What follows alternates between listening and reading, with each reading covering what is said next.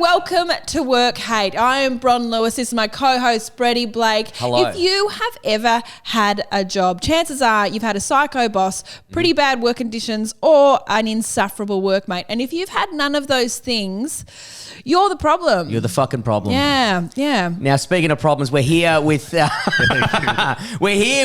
New Zealand's finest. Problem. I don't know. I'm going with New Zealand's finest comedian, Ray O'Leary. Thank you very much.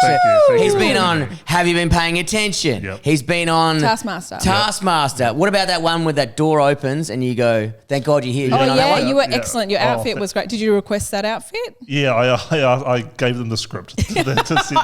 What was he? Oh, were you like nut in it? Or No, covered in it's like a chocolate? Mexican, like, covered in I saw a photo of you when you got like, it looks like you're doing blackface. I'm going to No, be you honest. did the tan, that was that's- from earlier in my career. I was hoping those photos wouldn't resurface. Oh, From well, the yeah, footy give me $80 and they won't. No, we're so pleased to have you, Ray, because you're very, very funny, but we also don't know heaps about your background. Yes. No, you're like a vault, Ray. I know, I've listened to a lot of podcasts that you've been on. Is that creepy? Oh, yeah. I'm in love with you. But I have messaged that to you a number of times. Yes. You've never responded. Yeah, Can't imagine why. Also, how many DMs are you getting that you're just ignoring people? No, I'm a very busy guy. You know, once you appear in blackface on TV, you have to start filtering out. You get a lot of media hype. I'm getting a lot of hate and like. A lot of interest. A lot of Sam Newman going, bring it back. How old are you, Ray? I'm like 30 something. You know, Yeah, okay, 30 something. Yep, that's fine. I'll accept that. So Brett and I about that. Yeah. And then I know that you've got a degree in philosophy. Yes, so true. does Brett. No. Do I? Sorry. You actually caught me off. I was like, I remembered applying for university. I don't remember getting in. That truly philosophical answer, I think, of like, I don't know. Maybe, yeah, exactly. Yeah, I could be a wise man. Yeah. You could be. Why philosophy? Why did you want to lose money? Yeah. Is there a job at the end of that? Yeah, no, that is the thing is that, people have said, like, I'm the only person whose parents were, like, trying to push them into comedy, you know, so that way I had a career. Dude, he was a philosopher. Thank fuck he took up a struggling job in the arts. A trade. He's out there. He's working the mic. Doing his best. He's not just walking around with fucking ideas in his head. He's saying them into a microphone. That's my boy.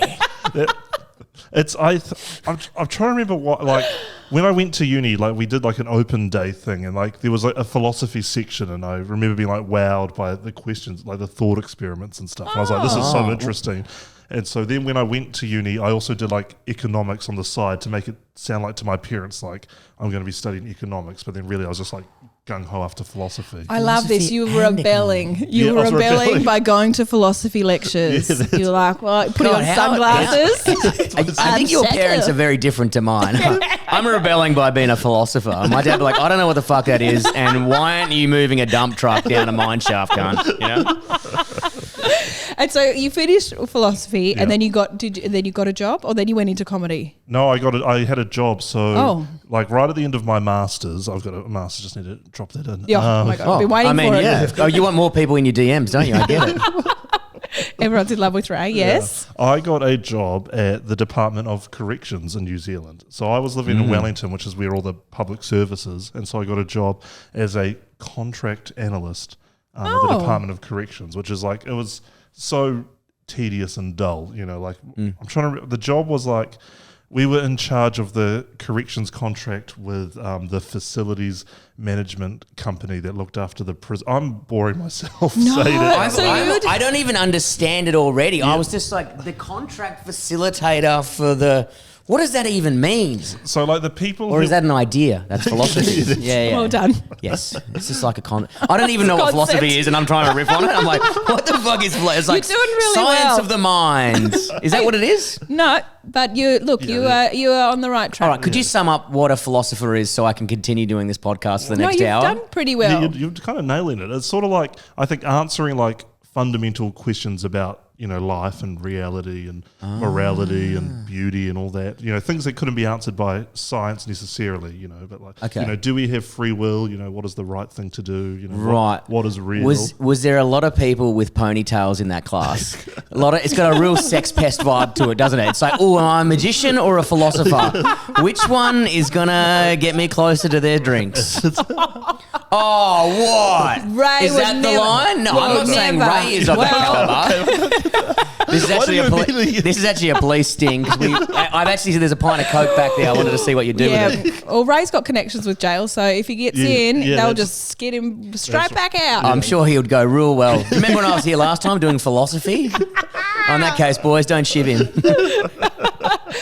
And how long did you have that job for? So I worked at corrections for 2 years. Yep, it's a long time with a boring job. Yeah, and I swapped jobs. So I was a contract analyst, and then I became a policy advisor. Oh, okay. And so that job, I guess in theory, what you're meant to do is like the department has problems, and then you go away and you try to figure out what's the best way to solve this problem, and then you tell the department what's the right thing they should be doing with their prisons and stuff, and how they should be fixing their prisons. But and I said let them all go, and they did, and it was a bad idea. And that's why I'm a comedian. Now I've moved to Australia.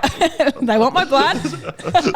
What would happen if we gave them the keys? A little trust exercise. A little hats. Let's see what they do. Yeah, let's give them our uniforms, up roll over the uniform outfit, and then they know what it's like to be in power. And then it just turns out they use the capsicum spray. I killed us. Yeah, give them all a rock hammer and a Rita Wilson poster. Sorry, no, perfect. Rita Ora poster. So you had that job for a while, and then you became a comedian. Yeah, I became a comedian after being a policy advisor. Like at the same time. Oh, great! I was doing it both. So like, that makes sense. So like the job itself wasn't bad. I guess policy advising. Yeah, like being a policy advisor, I didn't. Yeah. The job itself I hate, but like I hated having to do the job, if that makes sense. I hated having to like that wasn't, I didn't choose. I hated having to walk to work, having to spend the grind, the grind, the hustle and bustle of the big city. Yeah, sometimes the work's fine, but just getting there, like driving an hour and a half or fucking being on a train, you're like, why do I have to do this part of it? Yes. Especially if you have been trained to ask questions. Yes, thank you. What is the point of exactly. this? Yes. And I guess the outcome was, either living at work to cut out that commute or... you can work from home. Brett's just moved in here, so... I'm currently homeless, so I'll take it. I will fucking take it. That couch actually looks pretty good. So. Oh, my God. So, Ray O'Leary, I'm dying to know, what is the worst job you've ever had? The worst job? It's such a good question. I feel like all my jobs I've had, like the proper jobs I've had, have been these boring government bureaucratic ones. And I think like the worst job I've had, it was me doing admin. Like it was like one of the last things I did before I went and started doing comedy full time, and it was just so tediously dull. Like it was me at a computer, and my job was to like upload things into like a computer system or whatever, which was it's exciting stuff. And then I had to print them all out. Print out. I had to print out every single email that our department ever got. That's ridiculous. For what? And then so you can file it. But then what happens when you file it? We don't know. Yeah, it just takes up space. There was literally just a bunch of folders all sat on a wall in the room, and just no one ever looked at them. And my job was to just keep them full. And everything was online, everything was electronic. Oh my God. But they made me print out everything.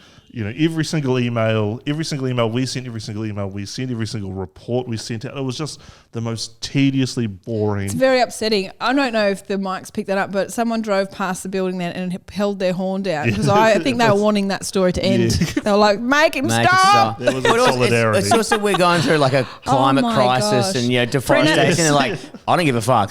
Print that again. Ray needs something and to do. Put it into our paper book as well. It does also sound like they didn't know what to do with you. They were like, just let him print off emails and put them in these files that we're going to burn. We've got a guy with a philosophy degree. What could he possibly do? Oh, philosophy. I thought you said printing degree.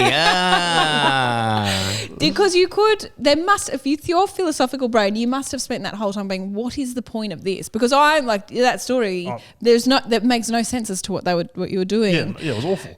That must have been torture. It felt like the bullies were making you do that. Let's see how it was just does. It was just like the grimmest, just most dull thing. I felt like being subjected to the whims of bureaucracy. Like I remember listening to a podcast at the time, and there was a guy who must have just released a book and talking about his new book about bullshit jobs and about how like most jobs doesn't need to exist. And I was like sitting at the printer printing out just documents I'd seen just before on the computer that we've responded to, that's all happened, printing it out and putting it into a file. That no one's ever going to look at. You know what, we sometimes go like a hard job is like Billy before was talking about concreting and stuff like that. Sometimes it's the real simple as easy ones that data are entry. fucking. I couldn't do data entry. Yeah. No, you can't. You couldn't. You actually couldn't. I couldn't. You couldn't. We know that. That's like perfectly a clear. caveman holding the keyboard. 2 seconds before you. Well, yeah. Number one, I'd get angry and try and throw a rock at the screen somehow. Number two, my brain does it because I was talking to Ron just before you came, and we were mid conversation. I was like, my car, and I ran off because my parking had expired. And she's like, yeah, we'll just let the child go. Incredible. And even before this, the lovely bloke who owns this place, Matthew, was telling us about his really incredible experience running a marathon, how he broke down these mental barriers to get these. Both of his ankles were breaking as he was doing it. He was so overwhelmed that he was welling up. And Brett goes, yeah, cool. Can I have that light over there back at my house? Or I was like, Brett, well, the thing was, because I'd already heard Matt's story, I rang him after the marathon because I'm a good friend. Didn't listen and then he told either. me that. And then he was saying the same shit again. I was like, Put the phone wrap down. it up, cunt. But I was like, I need my light back. And I lent it to him because I'm a good friend. And then it just came into my head and I just say it. Well, you have been really, really good with listening to Ray's stories so far. Thank you. Have you ever done that with your mum? Because I assume your mums are the same as mine. They just start telling a story. It just goes on and on and on. And you just put the phone down. Or you just zone out and just going, yep. Yeah. My parents think it's rude and they're like, you only ever ring us when you're in the car or on the way somewhere or at dinner. I'm like, yeah, because then it stops. All right, I'm at a comedy gig, gotta go, bye. But also all their conversations is that when they ring you, it's like, do you remember that lady who lived 3 doors down? Yes. No. Yeah, she married the butcher. You remember? It's always, married the butcher. You're like, the butcher. They had that kid, Steve, and he had that weird He hand was or something. the year below you, remember? You're like, No. What happened? Anyway, she's dead. Great. Cool. Yeah. Anyone else die? No. Or no. You're like, oh, yeah, okay. Thanks, Mum. Yeah, my dad's this. He calls me and there's like, what have you been up to? And then I'm, panicking. I'm filling the conversation up, and then I say, "What have you been up to?" He's like, "Oh, same old." Dead end of conversation. And I have to just keep the whole thing going, even though he was the one who, anyway. I'm still doing economics. I'm still doing it. He rings you to be pretending to care, and then he just puts the phone away like you do, and you're both actually not talking. And then he says to your mum, have you ever heard Ray talk? It goes forever. He's talking about a woman marrying a butcher. I don't care, Ray. Save it for the telly, champ. All right. So you reckon the worst job you've ever had would have been that? Because I don't think I've heard a worse job than that. Really? You think that has got to be? I'd be dead. I'm so lucky. I've never had to use my body once in my life. I could be a brain. Give it time. This podcast has not ended, Ray. We haven't told you how we close the show. We're jelly wrestling. You got to fight me. I fight you for the couch. One of us is sleeping here tonight. Yeah. There's 2 couches actually. I think we can share. Yeah. There's one downstairs. Oh, great. Thank you. Bunk beds. Yeah, thank you. If you want, anyway. Yeah. If you want to stay over. Yeah, thank you.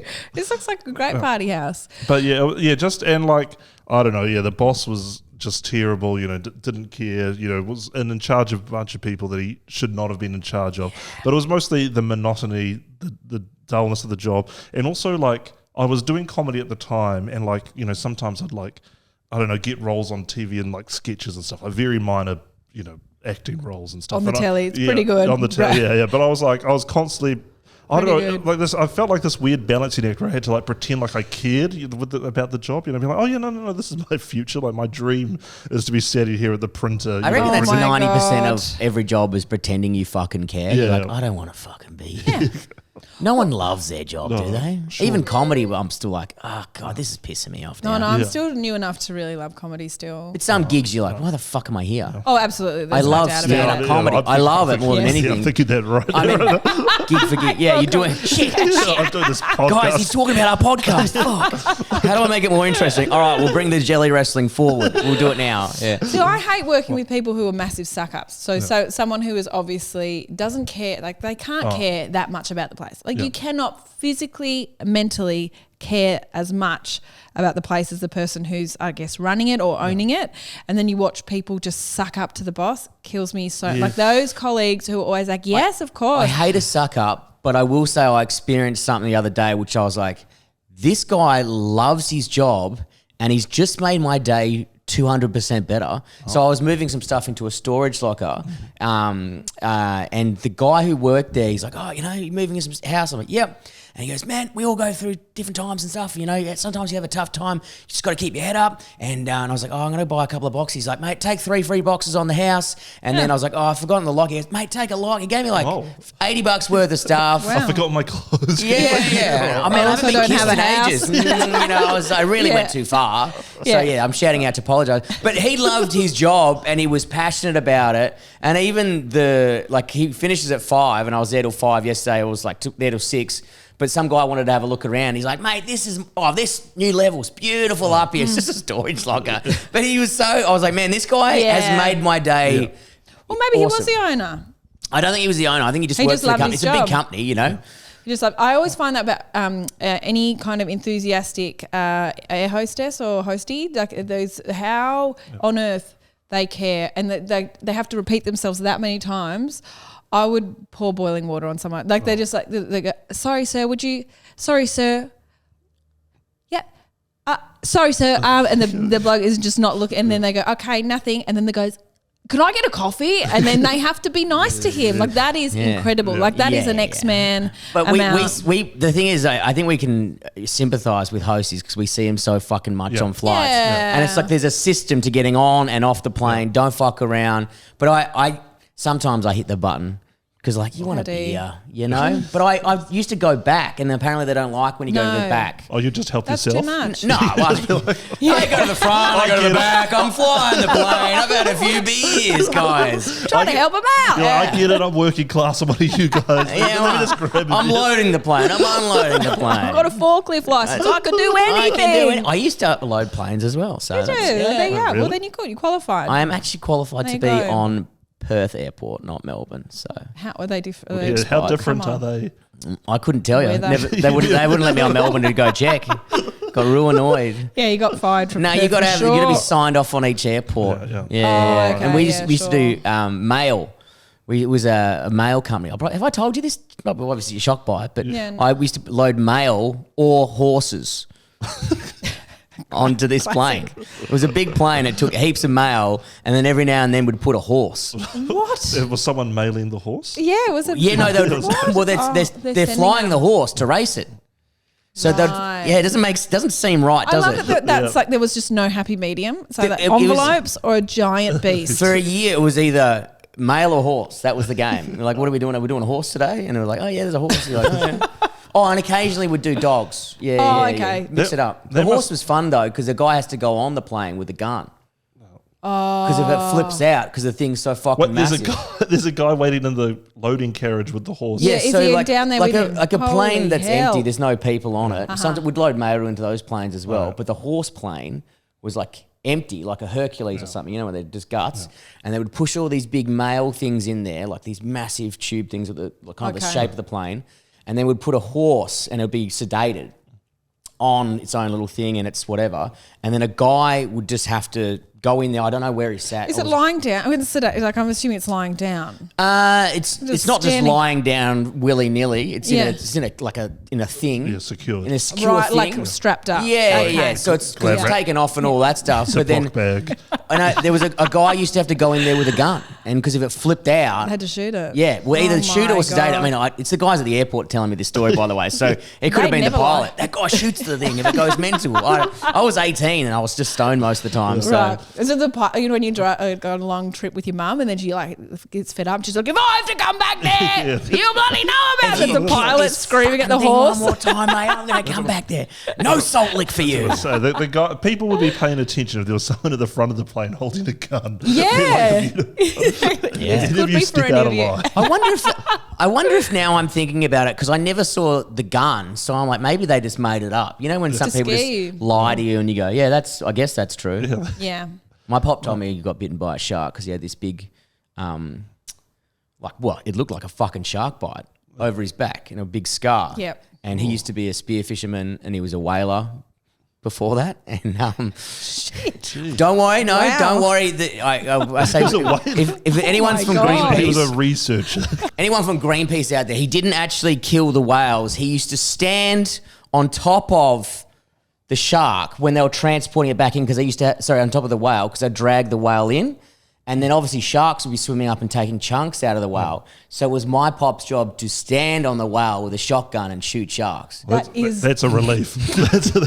Oh, it's actually fine then. I'm on his So side. guys, everyone can relax. He's not a bad dude, okay? He was protecting the whale. He was in the Navy forever and he couldn't get a job when he came back. So that was the only job he could get. He didn't make the children sew the shoes, just if any of them got out of line. Exactly. He was a good guy. He shot him in the face with a gun. He was a good guy. Yeah, and sorry, back to there. I don't know how we got to there, but he had this big scar on his back, and I thought, and Mum said, "Oh, he was bitten by a shark." I'm like, "Yeah, he was a whaler, spear fisherman, used to Makes be a diver. sense. All makes sense."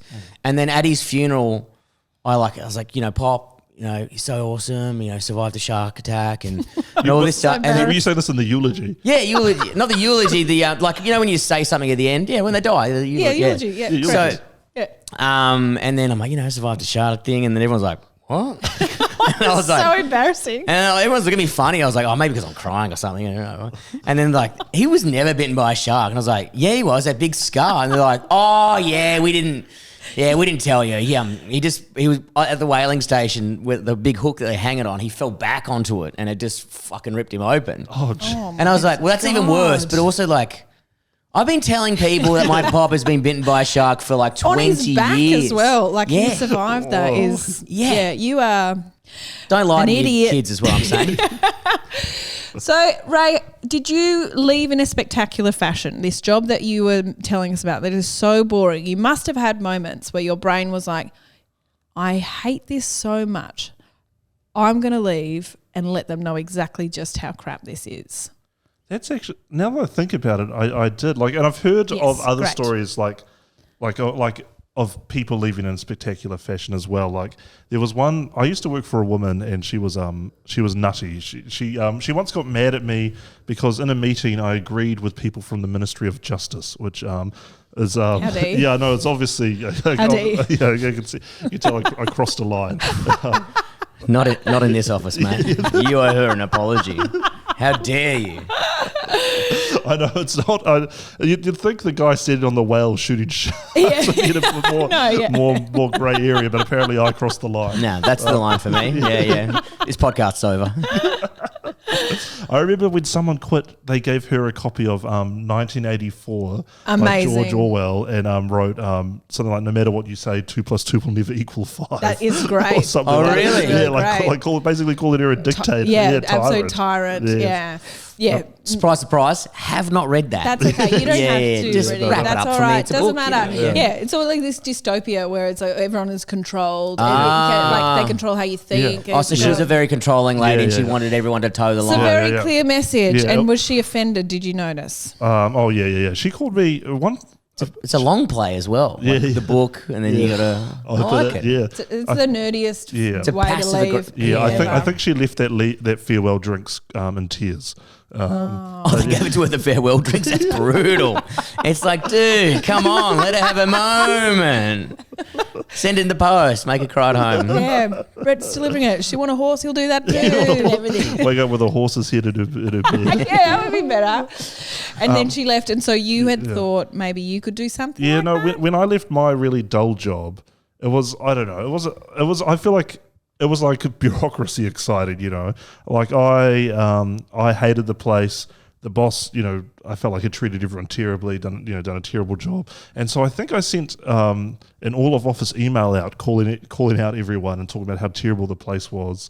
You did a full email and like, CC. Darren, you're a fuckhead. I mean, obviously you would have worded it better than this. No, you know. that's perfect. Yeah, No. and each person and then group emailed them. No, it wasn't targeted at each person. It was more like The vibe of the office. it was more like, you know, it was like my coworkers, I quite like you, but you know, this place is run terribly. You know, it's the worst place. It's the worst place. It's the worst place I've ever worked. I think I said I hope it burns down. Really ramped it up. I was like, oh, that's quite nice. I'd never do that. I was like, oh, to burn it down, I'd do that part. Yeah. This is I hope great. you all escape first, though. You know, Safely, I've checked the fire extinguishers. The extinguishers are to date. It's safe, but I want it to if burn it down. was to catch fire after I've left, Yeah, the philosophical. Hypothetically, if I set fire to this, would To you all the die? paper that you'd been printing. It's quite ironic. Yeah, that's perfect. there was a Leave tinder it a box. blaze of fire. It was waiting to go up. And also, that's great. I was actually not expecting you to have said that. I would have assumed you would have said some miserable thoughts, and then exited. I actually literally forgot I had done that until now. And then there was also one time the boss had to apologize to me, and I think he sent out an apology. He said something like, "Sorry if you were offended." And I remember also when I left, I replied all to that to a Wikipedia link to to the article. This is so weird. Wait. So you had this email up your sleeve for 6 months, and you're like, sorry if you're offended. And you're like, well, that's not really a fucking apology. I'll wait till I leave. And then you found that email, and then you replied all. That rules. That's what I do. The Wikipedia article for the article non-apology apologies. Excellent. That's very good. Yeah. That's very good. In your That's good. face. Yeah, it was very. It was I've never done something like that before, and well, I've never. Did it feel good, or did you feel bad? Oh no, it felt good. Great. We had our farewell drinks, which my boss didn't come to, which was great. And then Too busy crying? Yeah, and then as I was leaving, Icing that deep burn. Or he's just trying to read the article. Fuck, it's 3 pages. history, etymology. Where's the controversy section? I always go straight to there on Wikipedia. I'm like, what has this person said? Anyway, and then, I think we had our drinks in the office, and then as we were leaving, I just sent these emails, and I was like, all right, well, I'm off. And then I left. And then I think Just frantically, why is Ray sprinting? Bing! Everyone's phone goes off at the same time. You were all slightly unpleasant from Ray. God, he's so mean.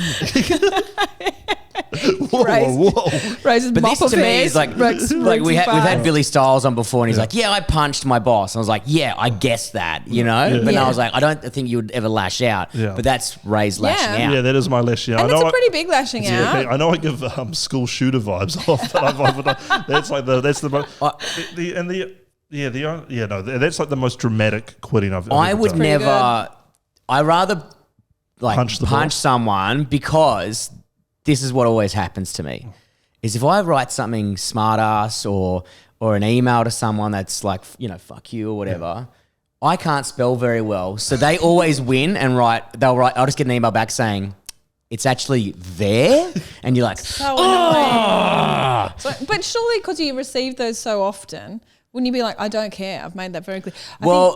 If someone I don't know, like on Facebook, when my Yes, mates okay. and people are like, it's actually this. I'm like, who gives a fuck, Yeah, mate? We all okay. know I can't read or spell. But it's when it's a third party, and you're just like, if it was a boss or something like that, I'd be too worried that they'd always get the last little say. Yeah, that is really annoying. disability, are you? I'm back to punching computers. They'd be like, the guy we had who was in charge of sending out emails couldn't spell. Yeah. how we There's a find lot of out. steps that have to go in place. The caveman with a mullet, we're going to give him computer duties. Yeah. And if you could go, is that how you want it? Oh, sorry. No, the only other interesting time I've quit, I think, it was my Yeah. very last job before I started doing comedy full time. And it was like a boring job. I worked in like the health sector of the hospital, but in like the admin you chose section. boring jobs. I know. It was my life. A boring man. I had boring jobs. You were not a boring man. Yeah, you were a boring man. Now you're very crazy and fun. Yeah, you send emails willy-nilly. Yeah, I'll burn it all. This time I'd actually burn the place down. Yeah, I've learnt from my past mistakes. Yeah. So you chose a boring job, health sector. Like I used to have to sit at a desk, and to my desk there was one of those cubicle walls that had been put up. So I couldn't see through there. Then behind me was my boss's office, so there was a wall right behind me, and then they set my desk right in front of a pillar. And so I was just staring right at a pillar. Couldn't see anyone there. Like, it was the most bleakest thing I've ever... Why do they do that? Yeah, Why do they make these little... I've never, surprise, worked in an office, but it looks so depressing. Like, I've dropped off printers. I used to drop off printers for a while. But I've done so many jobs. But every time I was in there, I was like, wow, this would kill me. Yeah. Well, did you ever watch The Office? Yeah. That's why I feel like he nailed, Ricky Gervais Nails the office environment. The shots in the office where it's just like a small square window in the corner of a brick office. There's no other windows. That is like, I think, the most accurate depiction of office life. Right. And that's how it felt like to me, sitting like behind a pillar, being able to listen to other co-workers talk to each other because they were sat near each other, and I was like sat at this desk by myself. But at that point, you're like, why do we have to fuck? I mean, thank God. I mean, COVID has had some... Okay, it's been mostly bad, but the plus is that working from home, that's my Huge official statement. review of COVID. Well done, huge. Yeah, I'm a doctor. It's been pretty bad, I believe. I don't want to go out on a limb, but Yeah. It's controversial. It's 50-50. But working from home, it's like you don't need to, like, my partner worked in graphic design. It's like, why does she need to fucking go in? She's got the internet, got the computer at home. Do 2 or 3 days. And you're like, we know people are putting loads of washing on while you're waiting for something to upload, but who gives a shit? You're more productive, I reckon. Absolutely. Yeah. Yeah. But at this job, I remember the lady, my boss sat me down and she was like, oh, we noticed you've been coming to work an hour late. And we noticed when you're here, you're always on Facebook, and like, could you just stop that, please? I was like, oh, yeah. And so then the next day I handed in my resignation. I was like, I cannot work in these conditions. I actually can't. I cannot do that. After you rocked up an hour late and you send it via Facebook Messenger. I actually cannot do that. I cannot do either of those two those things. conditions are ridiculous. So what do you think, I am a robot? Imagine if they wanted to keep you, like, all right, you can be an hour late. Go on Facebook. Just Go 15 on. minutes, dude. Yeah. And Just add us as a friend. We'll keep track of how active you are. how long have you been there for? That was I was there for like 3 months. It was so quick. 3 months staring at a pillar. It's a long time. It's a long staring time. at a pillar. It was, it's 3 months in a bad job. Oh Yeah. God, no thanks. You wouldn't even think anyone would fucking notice if you're there or not. If you like, Yeah, you know. I thought I could go on Facebook without anyone. How did Yeah, they well, you know? clearly did. You're an hour late every day. Oh, yeah. You were in a box. Yeah. There was a wall behind you, unless the boss could remove that wall and looks directly at your Facebook. Yeah. What's he watching? Fee used to work with a psychotic boss, even though they were all, had computers, like she worked in graphic design or whatever. But they would make her like an old school punch card. They'd have to tap in and tap out of their break. And if they're going to the toilet, they'd have to tap like a card. It's like, So like that. what the fuck is this? And then like the boss would be like, oh, you were 2 minutes late, and why did you take this 7-minute break? It's like, I need to do a shit, dude. Fuck off. That's crazy. And so was their pay deducted for like every time? No, I don't think it was any deducted, but it was like monitored. And it's yeah. like, also when you work in creative, as well, like you sometimes need to walk away from your desk or think or go make a coffee because you're working in that process. It's like, no, sit at your fucking desk. And if you leave your desk, you got to scan out. Yeah. Gross. Well, Awful. Goldstein, we interviewed Mike Goldstein the other day, and he was telling us that his work, because he was a lawyer, they worked in like every 6 minutes had to be billable or something. So he said that even the receptionist he would come out of the toilet and she was like, you're in there a while. Like that was part of her job. Imagine, like, because she probably didn't volunteer that role. They're like, No, that's since you're self-nominated. sitting- Yeah. No, since you're sitting there, could you please Keep track. keep like And someone then goes in. Keep a diary. On her God. timesheet, it's like, what did you do for that 6-minute window? I timed Mike Goldstein doing a shit. No, that's Well billable. done. That's Well billable. done. Yeah, we'll bill that to the client. Yeah. But see, every 6 minutes you'd be panicking about writing down what the fuck you did. I suppose you'd work for an hour and say, oh, I finished working, so then I'd break it up into those 6-minute things. But that seems to me like more admin, unnecessary admin. Yeah. And do you have, Ray, a boss that you, if you could go back, even, it doesn't have to be a boss. I always say it's a boss, but it doesn't have to be a boss. A colleague, you go back in time and say something very frank to them. For example, Maria, stop eating boiled egg sandwiches around me when I'm pregnant. Like you could, like that's like I'm being, like I'm projecting now. Can I do a specific one as well? Yeah. I won't say his name, but whoever your name is, your wife didn't used to fuck Gene Simmons. She's lying to you. Very good. Yeah. That can't. Is that a story that? Yes. I went to uni with a girl who claimed that she dated Brendan Urie from Panic at the Disco. Oh, and I was like, "There's no way you."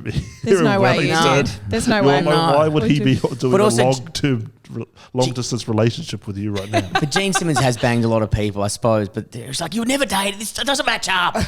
She's lying. She's and lying. stop telling people who your wife had sex with. It's fucking weird, dude. There was a brag on his part. He was like, yeah, she used to sleep with Gene Simmons, like, and then because he was a guitarist as well. Oh. And I was like, what's this? Yeah, How is weird. this a chat? Did he? Did you go away and check like Kiss's tour dates to see if it lined up at all? If it made sense? No. As if I put that much. I was just like, this guy's a fucking idiot. And you're not going to argue with him. He's got a gun and a horse. So you just leave him alone. But Ray, who would you go back in time? Could be a colleague, could be a boss, whoever, and say something very frank to them. Oh my God. How do I top emailing? I'm going to burn the place down. It's actually pretty good. Maybe you'll have Billy, who we had before. He was like, I've done exactly what I've always wanted to do. And his things were abhorrent. Like he should have been fired a million times more than he was. It's incredible. It is amazing what you can get away with at a job. Like they're just so reluctant to try find a new person. Oh, exactly. That you They can don't just care. It's a process. They don't care. But really. It's also, not their you don't know money. how bad the guy person before you was. So it's like, you're like, how shit was the person they got rid of? That they're like, this guy, we're fucking keeping. Yeah. What, Mr. 17-minute shit over there? Yeah. Yeah, he can print emails and put them in things whenever they're going to look at. He's pretty good. He figured out the green go button on the printer day He's one. fine. We're keeping it.